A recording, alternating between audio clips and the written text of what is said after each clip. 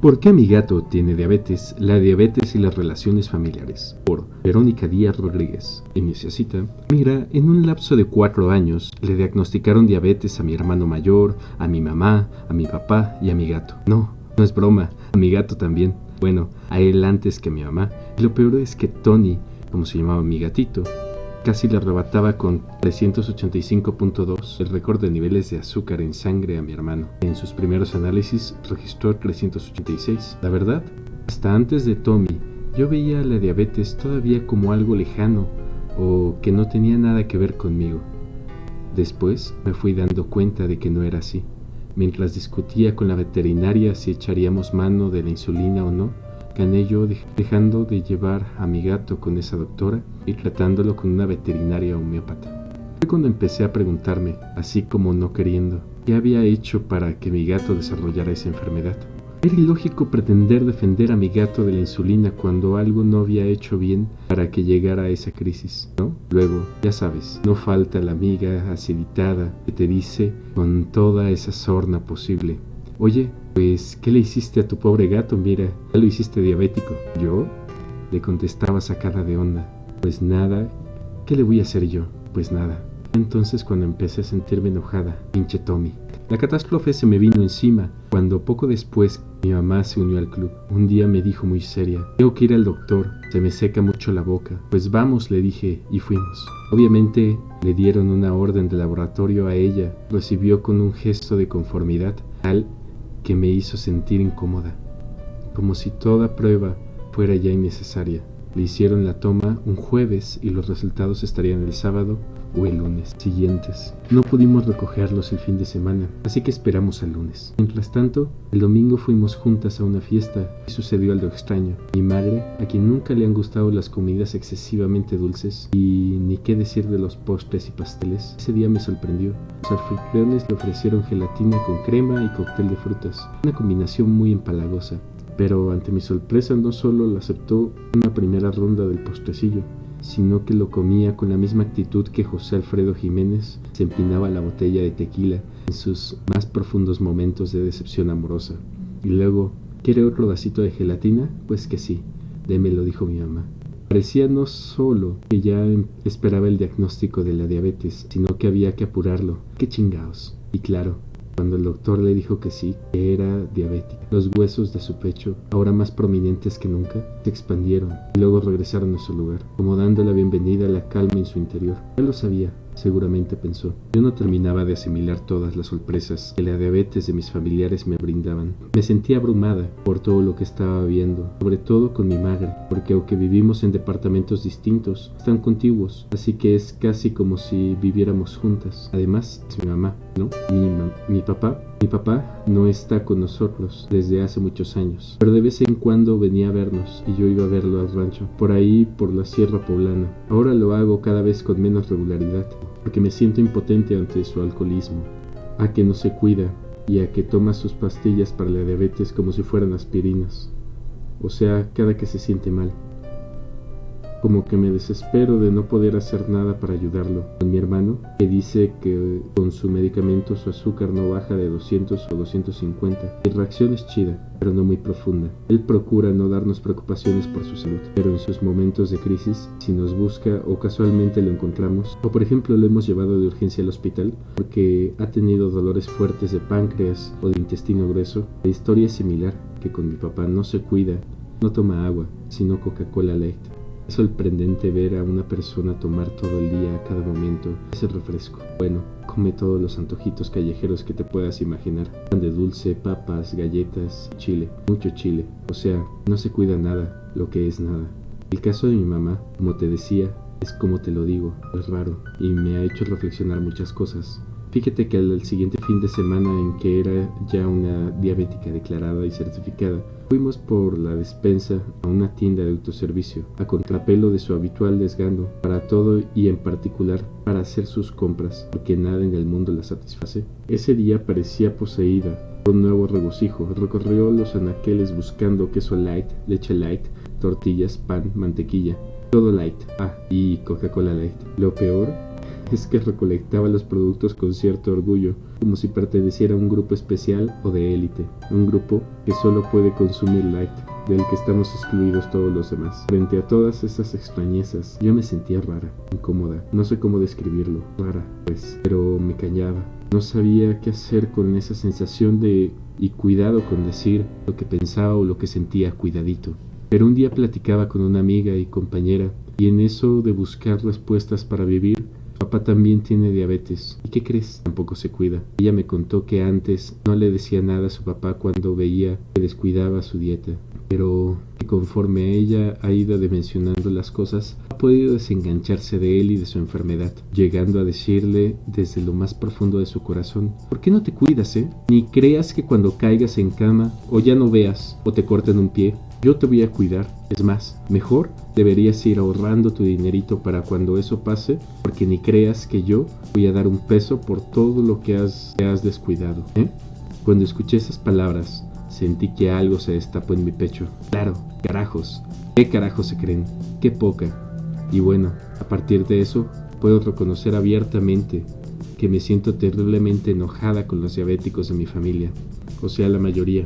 Igual de enojada que mi mamá, con mi hermano o con mi papá, porque no se cuidaron antes y se convirtieron en diabéticos, porque ahora no se cuidan tampoco, porque el diabético y los médicos una vez más identificaban la enfermedad. Le echan a la cara, a ver qué se te ocurre hacer con ella, a ver de dónde sacas fuerza para lidiar con la necedad del paciente, con su paladar tan terco, para hacerlo recapacitar, porque los enfermos empiezan a acorralarte y a dejarte sin salida, pues no te lo dicen, pero estarán pensando que llegando el momento tendrás que ser tú quien lidie con ellos cuando estén muy mal. Bueno, eso si no, también me uno al selecto grupo, o sea, si este enojo no se convierte en diabetes. En tal caso, únicamente se quedaría fuera de la diabetes mi hermano menor, pero la verdad tampoco confío mucho en eso, porque sus riñones y su hígado probablemente resistan menos ante el exceso de alcohol. Ah, por cierto, tengo otro gato, pero tampoco es muy sano. Resulta que es medio depresivo y se enferma a cada rato de la gripa o de la tos, y darle la medicina es todo un show, porque se echa a correr como loco tirando el jarabe o la suspensión con espuma, así que se ensucia todo. Por eso, si me preguntas qué relación creo que tiene mi familia con la diabetes, o cómo son nuestras relaciones familiares con ella presente, no sé qué decirte, honestamente. Es un complejo para mí. O sea, si me siento muy enojada con todos ellos, ellos conmigo, ellos con ellos, ellos con el mundo y el mundo con ellos. Pero la verdad, ya estamos así desde antes de que la diabetes llegara a nuestra familia. La evidencia perdida. La cada vez mayor recurrencia de la diabetes provoca un sinfín de preguntas sobre su origen y sobre el crecimiento desacelerado que ha registrado durante los últimos años a partir del trabajo en el consultorio, la maravillosa oportunidad de observar cuerpo tras cuerpo y de escuchar testimonios como el anterior.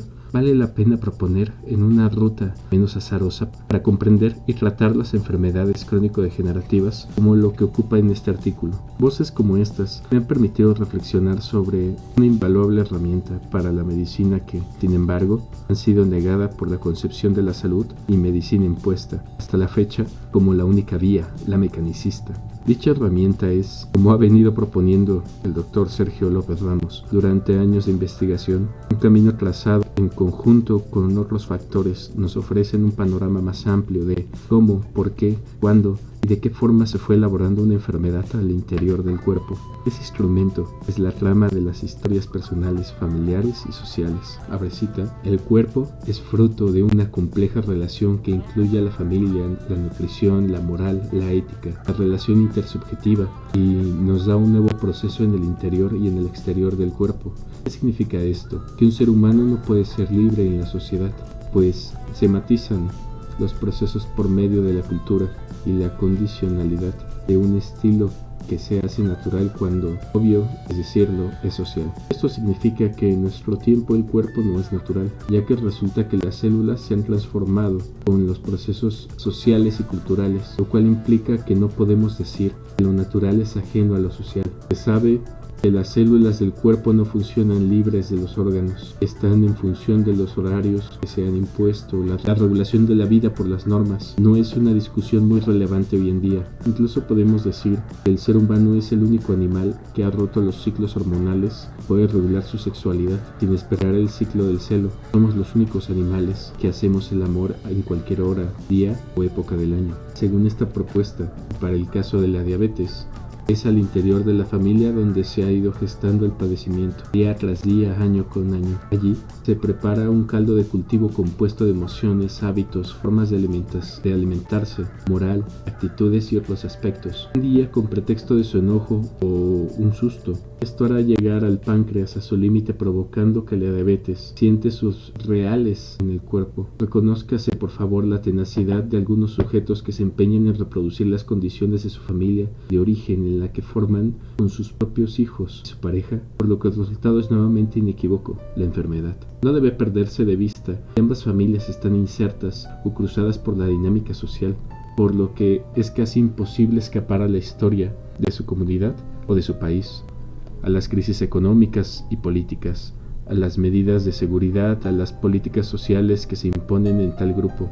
Ramos ha dicho, por ello, que los ciudadanos de un país tienen el cuerpo de sus gobernantes. Creo que una reflexión sobre el estado actual de nuestro cuerpo puede darnos no solo esta historia de como un proceso orgánico y social, sino también la historia emocional de sus habitantes, para darle sentido a esto que acontece en nuestro país y que se relaciona con la tristeza y la melancolía. Comprender que una emoción se impone y se cultiva con un sentimiento de abandono nos puede permitir cambiar la enseñanza de un cuerpo que solo puede repetir y que deja de lado la intuición y el cuerpo y hace un gran chipote con la razón. El pensamiento racionalista ha llegado a una frontera que permite voltear a ver otros espacios, y el de nuestra historia es el espacio que primero debemos recuperar. Entender que una emoción se instala en el cuerpo, viaja de órgano en órgano, hace necesario buscarla en una ruta de este desplazamiento para saber qué emoción cruzó en su momento a miles de mexicanos que hoy ven transformada su vida por una enfermedad que ya no se explica solo desde la biología. Si empezamos a considerar que la historia personal está engarzada con la familiar y que ésta se relaciona con la historia de nuestro país, es posible que empecemos a entender los altos índices que nos muestran las estadísticas, de las cuales se desprende que alrededor del 8.2% de la población mexicana entre 20 y 69 años padece diabetes, y cerca del 30% de los individuos afectados desconoce que la tiene. Esto significa que en nuestro país existen más de 4 millones de personas enfermas, de las cuales poco más de 1 millón no han sido diagnosticadas. La pregunta obligada es ¿por qué mi gato tiene diabetes? Mira que me ha costado mucho trabajo reconocerlo, pero creo que mi gato es una extensión de mi persona y por lo tanto a él le ha afectado mi forma de vivir y sobre todo de concebir el mundo, la vida, la existencia. Hice hasta lo imposible por humanizarlo, por ejemplo, y eso para los animales es fatal. No sé ni por dónde empezar, pero allí te va. Mis gatos vivían conmigo lejos de mi familia, al menos físicamente, pero eran o son depósitos de todo lo que pienso, siento y hago. Yo soy la hija del medio, única mujer, pero vengo de una familia que en su origen era muy, pero muy pobre. Mis papás eran campesinos de Puebla y se vinieron para acá al Distrito Federal. Cada uno se vino por su lado, aunque eran novios. Luego él se enredó con la mejor amiga de mi mamá cuando mi mamá ya estaba embarazada, sin saberlo todavía. La mujer aquella se puso más viva y finalmente se quedó con mi papá y con una hija de la misma edad de mi hermano mayor. Eso desató un drama tremendo, porque por lo pronto hizo que mi papá nunca estuviera con nosotros. Eventualmente nos visitaba, pero no era una figura y no daba lana en la casa. Mi mamá solita, a su fuerza de lavar, planchar y hacer limpieza en casas, nos sacó adelante. ¿Cómo se dice, no? Bueno, es un decir porque la única que terminó una carrera fui yo. Mi hermano el mayor se siguió a lo largo trabajando desde chiquito y el chico es un huevón. O sea, que para resumirte esta historia, en lo que a mí respecta, crecí con una carga fuerte. Identificó claramente que en algún momento yo pensaba que era mi responsabilidad sacar del hoyo a mi familia. Eso me provocó una ansiedad permanente. Estamos hablando de que en los años 80, con las recurrentes crisis económicas que se asolaban al país, mi mamá, por más que lavara no se daba abasto. Yo le ayudaba en lo que podía. No te cuento eso con ánimo de buscar compasión, sino para que veas cómo se fue gestando esa terrible ansiedad en mí. Mi cabeza únicamente pensaba que estudiar era la salida. Eso es digno, sí, pero hay una frontera entre ser feliz aprendiendo y aprender obsesivamente. Llegaron mis 20 años y mi familia seguía hundida en problemas y pobreza, así que decidí irme de la casa. Creí que sería libre, pero no. Llevaba la carga de pensar que para ellos, o para mí, tenía que ser una mujer de éxito y con dinero, lo cual se conseguiría con fama y reconocimiento. Y ya cuando mi familia hubiera salido a flote, yo tendría la calma y tiempo suficientes para tener una relación amorosa estable y construir una familia, tener hijos y vivieron felices para siempre. Conseguí mi primer trabajo, lo que parecía una señal positiva en la ruta que me habían impuesto. La verdad es que nunca veía la salida. Todo se complicaba más y más. Ni podía sacar a mi familia del hoyo, ni yo misma era feliz. Bueno, fue por estos días que me hice de mi primer gato, un gato blanco y hermoso. Tenía que combinar con mi nueva vida, ¿no? Era un cachorrito y la mayor parte del día estaba solo porque yo me iba a trabajar, así que salí corriendo por otro gato. Gata, se llamaba Simone, de su misma camada, para que no estuviera solito. Ese tipo de cosas me hacían sentir como que todo lo podía. Era solvente, podía mantener a 2 gatos. ¡Wow! Eran los primeros pasos hacia una vida más bonita, como de revista o de cuento de película. Por ejemplo, ¿en qué novela o película no has visto que un reportero solitario que lucha en su soledad por la justicia y la verdad no tiene un gato como amigo, consejero incondicional? Luego, para no hacerte largo el cuento, me encontré a Tommy en la calle. Estaba pegado a una tabla con Resistol 5000. Claro, si ya tenía dinero, casa y una hermosa vida por delante, podía darme el lujo de ser compasiva con los demás, ¿no? Pues me lo llevo a mi casa. Quizás fue un año después. Me decidí a que mis 3 gatos fueran mascotas, así como de cuento, bellos, bien educados y sobre todo limpios. No podía permitirme que mi casa apestara a gato, ¿no? Quizás se los casto a los 3. El que más perdió fue Tommy, porque era demasiado pequeño. O sea que nunca se había agasajado con una gatita. ¿Te das cuenta cómo mis vacíos, mis limitaciones y mis obsesiones han afectado a mis gatos? Eso sin contar con que, en general, yo era muy neurótica. Todo lo quería bien, a tiempo, limpio. Y sobre Tommy descargaba más enojos, regaños y algunos golpes, porque al no haber crecido conmigo, simplemente no había aprendido a hacer o no hacer las cosas que yo esperaba con él. Como si sucedía con Byron y Simone. Por ejemplo, se orinaba en mis plantas, pretendía acostarse sobre o junto a mí, maullaba sin ton ni son. O sea que cuando llegaba de trabajar, el que pagaba los platos rotos de mi día laboral era él. En los últimos días me huía. Todo el tiempo se estaba alejando de mí y de todos los que se le acercaran. Era el miedo con los pelos 4 patas, con diabetes, pobre gato. Lo único que me quedaba era cuidarlo con calma y con paciencia. Un día se quedó atorado en el closet y casi se mata. Se hizo un absceso en el cuello. Ahí me ves curándolo con resignación. Otro día también se aguantó mucho del baño porque quedó cerrada la puerta y cuando lo quise cargar se orinó. Respiré hondo y le dije, no te preocupes, ya limpiaré. La culpa es cabrona, me caí.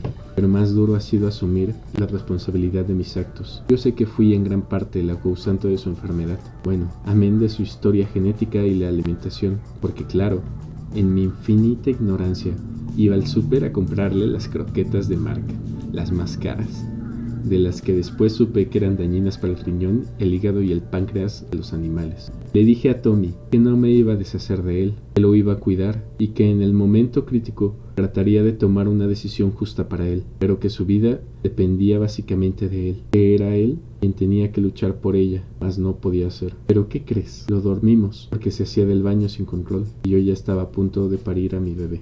En más de una veintena de libros, el Dr. López Ramos ha planteado la importancia de las emociones y el desarrollo de las enfermedades crónico-degenerativas, y cómo esa emoción, que termina por despertar la enfermedad, tiene relación con la historia personal, familiar y de la comunidad o del país. Por eso, el motivo de esta reflexión es la familia y el papel que tiene en la construcción de una enfermedad. Para muchos médicos alópatas, este vínculo familiar solo aparece en su panorama terapéutico una vez que se da el diagnóstico. En sí, es entonces cuando la familia tiene la obligación moral de apoyar al paciente, de sacarlo de sus estados emocionales negativos e incluso de acompañarlo en su nuevo estilo de vida.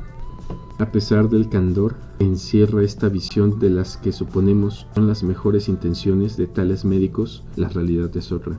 Para la reflexión que aquí se ofrece, se distinguen dos momentos, el antes y el después del diagnóstico. Quizá haya más, pero por ahora estas son las dos estaciones en las que se repara. Pues aunque en sus fantasías más dulces e inocentes, el médico suponga una familia felizmente integrada, estará ese núcleo en condiciones ya no de ayudar al paciente, sino de reconocer que algo en su interior gestó esa diabetes, y más aún, estará dispuesto a tratar de resolverlo y cambiarlo. Ignorando esta posibilidad, el médico además echa por la borda un tesoro de información sobre cuál ha sido la ruta de construcción del padecimiento de su paciente, lo que podría ayudarle a prevenir otros casos en la misma familia. Y por si fuera poco, lo más probable es que su propuesta de que los familiares ayuden al enfermo caerá en el vacío, porque obviamente ignora de que están hechos los lazos familiares que sostienen o no a su paciente. Bueno, todo esto en caso de que realmente se interese por su salud. Si no,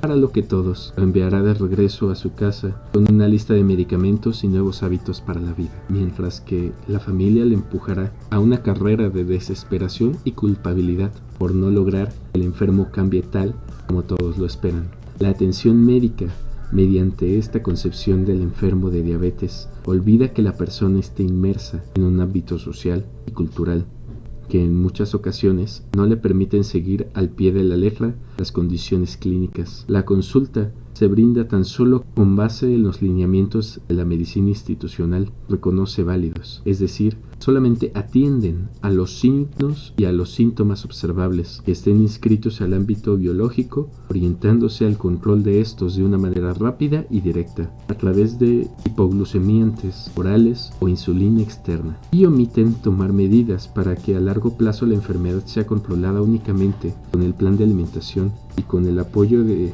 un plan de ejercicio físico. Mientras los hechos sociales sigan conformándose con esta visión apartada de la vida en general, el cuerpo seguirá fragmentándose en los caminos de su interior.